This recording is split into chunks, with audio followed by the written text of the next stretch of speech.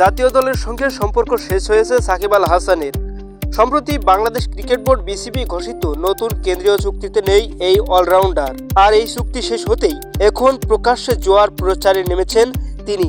এর আগে 2022 সালে একবার ক্রীড়া বিষয়ক নিউজ সাইটের আড়ালে আসলে জোয়ার বিজ্ঞাপন করতে নেমেছিলেন সাকিব। তবে সে সময় বিসিবির চুক্তিভুক্ত ক্রিকেটার হওয়ায় ব্যাপক সমালোচনার মুখে পড়েছিলেন তিনি।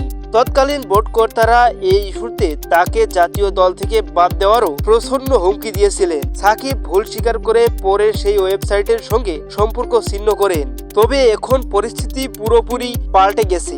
গেল বছরের আগস্টে আওয়ামী লীগ সরকারের পতনের পর থেকে স্বেচ্ছা নির্বাসনে আছেন দলটির সাবেক এই সংসদ সদস্য। জাতীয় দলের হয়ে তার মাঠে নামার আর সম্ভাবনা নেই বললেই চলে। বাদ পড়েছেন কেন্দ্রীয় চুক্তি থেকেও।